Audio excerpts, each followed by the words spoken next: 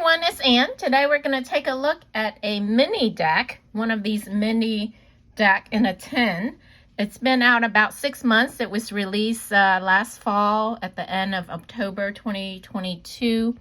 It's mid-April 2023, so about 6 months. It's called the Wild Unknown Pocket Animal Spirit Deck and Guidebook by Kim Krans. And I believe I've done review on her other decks also. I'll try to find it and link it as a pop-up at the end of the video for those who are interested in her work and you don't have those other decks. It's published by Harper One. There's the element symbol, the Wild Unknown Spirit, and so it's in this like kaleidoscope like tin canton box, and there's all the elements there: earth, fire, water. Okay, so tin can, and then it comes with, it doesn't have a guidebook. Well, I take that back. It does come with the guidebook, but it also has this little, I guess, sort of advertisement card. And then it has this thick guidebook for a small little guidebook. I have petite hands. It fits on the palm of my hand, but it's pretty thick. And we'll take a look at it in depth after we look at the cards. The cards are a little smaller than in the tin, but with the guidebook on top, I think it pretty much keeps it in place. All right, so just regular tin, but it is thicker. It is thicker than the normal tin because I guess this deck has more cards. It just seems thick, kind of chunky, small little tin. All right, so let's go ahead and take a look at the cards. Here's the backs. So it looks like a snake scale of a snake skin. It is not gilded. It is papery, so it's just papery, medium, not too thin, not too thick. Comparing it to a plaid back tarot, it's small, but it's larger than the mini deck that you may have seen. I kind of like this size 10. At least it's big enough that you can shuffle and you can see. Some of them are really small, like half this size. And those to me are a little bit too small. All right. But this is a nice pocket size. I like her decks and I have her decks, but to be honest, I don't use them in readings too much. I don't know why. I guess they're just more animals like, but I should try. But I just like collecting and having her decks in my collection, but I don't really know how well they read because I have not really read with them too much. So, all right, so starting out, we have the bear. So each card, as you can see, have the elements on it. All right, the fire, earth, water, air, ether elements. And then we have earth, warm. So it is animal spirit oracle, so it's all animals. Mouse, rabbit, raccoon, fox, snake, buffalo, lamb, elk, deer, wolf, spider, colorful web, horse, crocodile, stingray, fish, starfish, octopus, beaver, oyster, turtle, frog, otter, cute, shark, swan, there's the reflection, the swan, dolphin, whale, fire ant. These things bite. Hyena, scorpion. Look at that. Look at that sting. The tail. Lizard, panther, tarantula, camel, gazelle, cheetah, tiger. He has a moon on his third eye, forehead.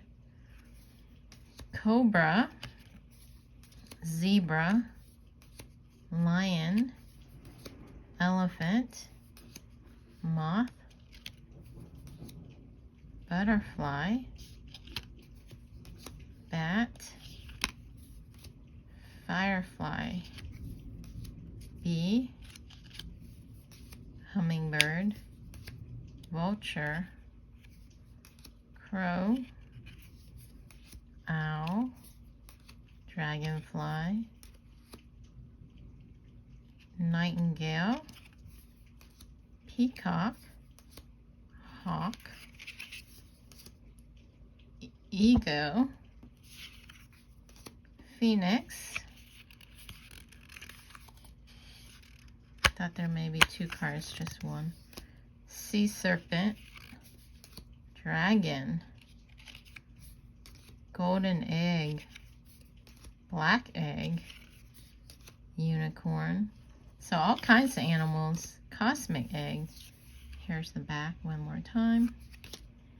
And let's take a look at the miniature guidebook here. A little harder cover. 2022 copyright. Contents: understanding the deck long ago, natural selection, earth, water, fire, air, spirit, using the deck. What's my spirit animal? Oh, so you can figure out your spirit animal, what to ask, when to ask it, caring for your deck, shuffling and cutting spreads. Deeper insights, the card order, the food web, the apex predators, the nature connection, the wild unknown. Animal, spirit, earth cards, water cards, fire cards, air cards, spirit cards. The eagle meets the rabbit. Oh, she goes into the detail.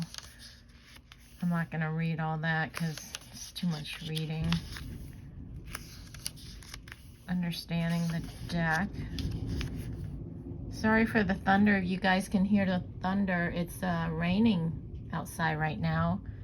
And there are loud thunder, and I'm sitting right by the window, so if the camera mic is picking that up, sorry about that. But it's kind of a nice day. I love thunderstorm and rain when you're indoor, you know, looking out or hearing the thunder and the rain. Kind of cozy if you have like a nice beverage drink and being cozy. But anyway, just thought I'll mention that in case you hear the thunder because it's pretty loud. Okay. Since the beginning of time, animals have played an integral role in the story of humanity. In creation myths far and wide, you will find complex and transformative relationship between creatures and humans. Let your mind go way, way back to simpler times in ancient civilization where half man, half beast roamed the earth. Serpents and trees tempted humans with fruit. Sirens sang along the way at the water's edge. Ravens deliver messages, and fish whispered prophecies. All right, I'm not going to read all that. Divinity, humans. I'm trying to figure out how this deck is arranged because it has that natural selection. All right, water. So here's the elements: earth, the creature of the field and forest. So she divides it up the different suits. I didn't realize that during the flip through. The suit of survival and instinct. And then the suit of water, which are creatures of the oceans, rivers, and lakes. And then creatures of the desert and grassland is with this symbol fire. And then creatures of the sky, which is air, which makes sense. So that's why each of the cards have a element above it. to represent what element. But they're not together. They're not together. They're different. So I'm not sure how the deck is organized. I have not shuffled the deck. That's how it came. So it doesn't look like all the fires are together. So I'm not sure how the order of the deck goes. But at least she tells you on the card itself. So there's spirit. Oh, there goes the thunder, you guys. Wow, it's thundering.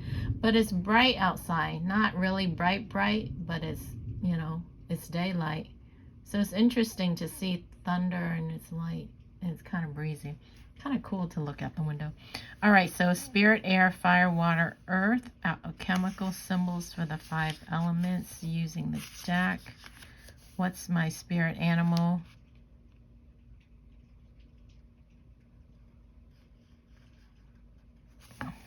So I'm just skimming to see, do they show you how to figure out your spirit animal? I can't tell what to ask.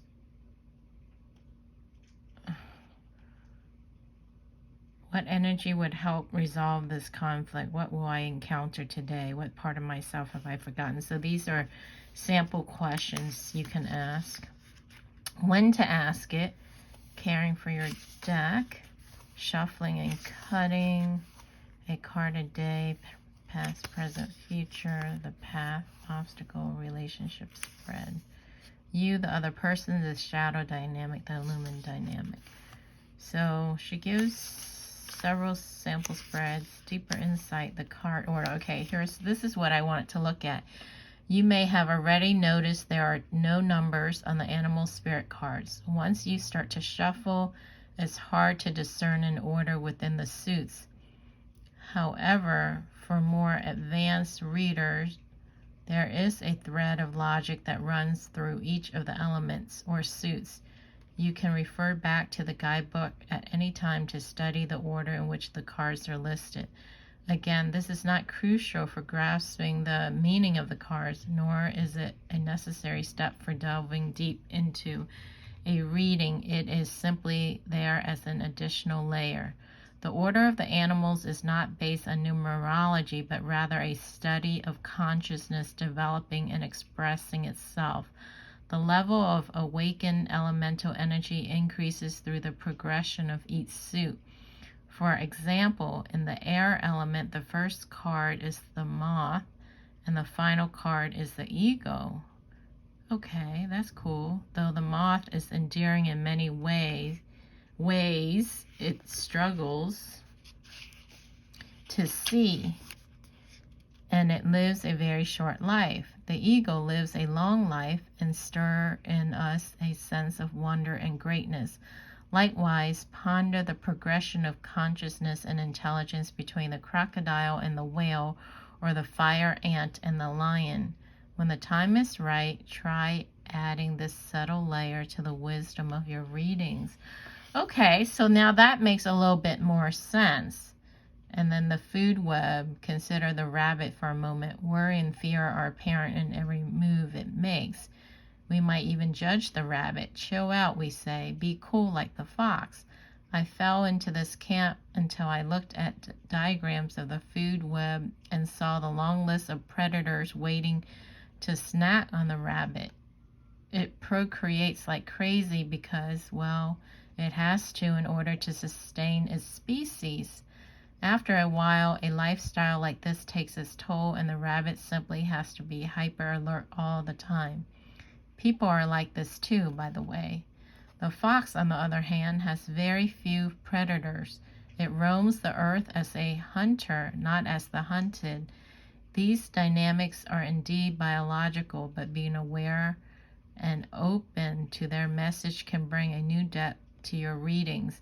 When the fox and the rabbit show up in a reading together, know that there is a certain power dynamic at play. Same goes for the frog and the dragonfly, or the owl and the mouse. Oh, interesting. Here's the rabbit food web. For readers interested in adding an even deeper layer to their understanding of the cards, Familiarize yourself with the apex predators within the deck.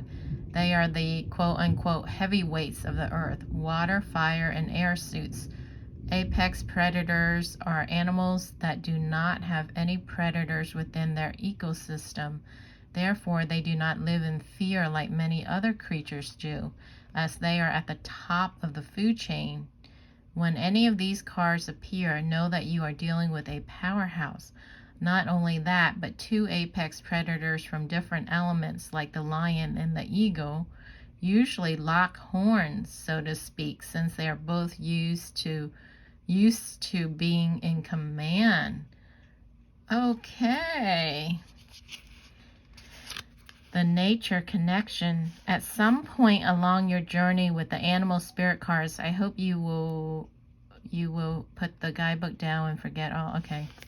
I just want to understand her system, and so that gives us a gist of it. So it's in order by the progression of the animal, and also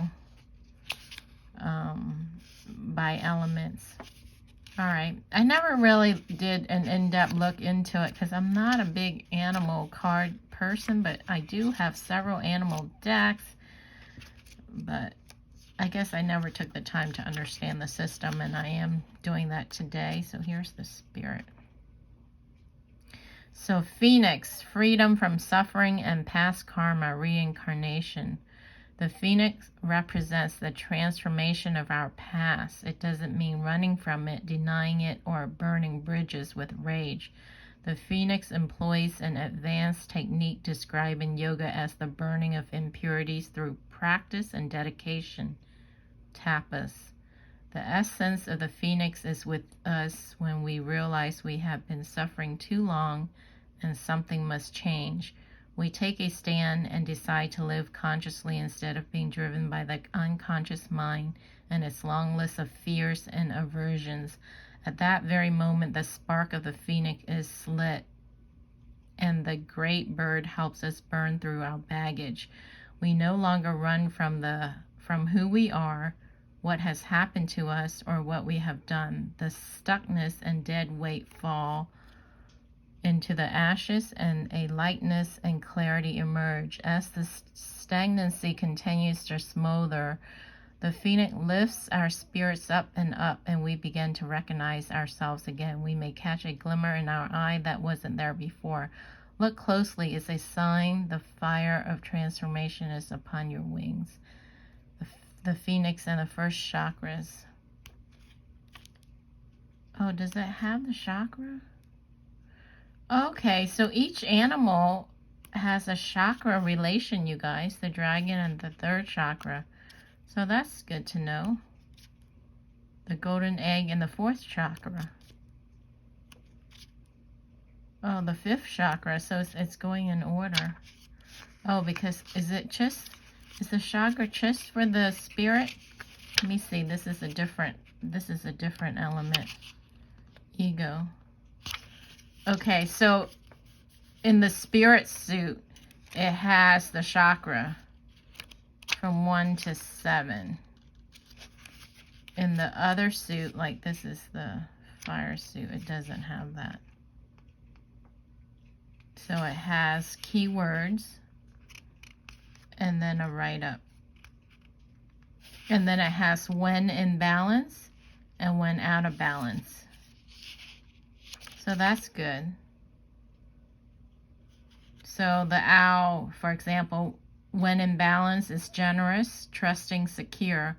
When out of balance, money, quarrel, scarcity, to bring into balance and offering. So it gives you the when you're in balance and you draw this card, when you're out of balance and you draw this card, and how to bring it into balance, what to do, in this case, an offering. And then they have keywords, what the owl represents: abundance, clairvoyance, treasures. And then it has the element, which is air, right? Because this is all air. Oh, so the book does have all the elements together. My deck didn't, but I didn't mix it up. I wonder if I got a used deck or a return deck.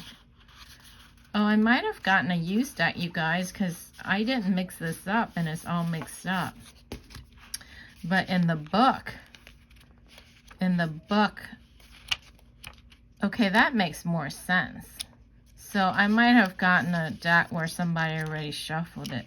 But see, here's the earth, and these are all the earth creatures. Okay, so that makes more sense. And then all the water creatures, and then all the air. Okay. Yeah, for some reason my deck was not in order. All right, so now we know. They're in order by suits, earth, air, water, fire, etc. And then within the suit, in progression of the animals, like the moth going up to the eagle, or the fire ants up to, I forgot what it is. Very easy. So there's different layers in here. All right. So maybe I'll try to use this deck more often. It just seems complicated, but now that I read the guidebook, it's not as complicated. I guess I should read the guidebook more often. I'm an intuitive person. I just do everything by instinct and intuition. Usually I don't have the patience to sit and read, but I was kind of curious today, so I did. All right, so anyway, if you haven't seen this deck, I hope you enjoy it, especially if you're an animal lover, now that we know there's more layers and meaning to the deck than what it is on the surface, you know, so it's not just an animal deck. All right, you guys, thanks for watching, and I will catch you again on the next video. Bye.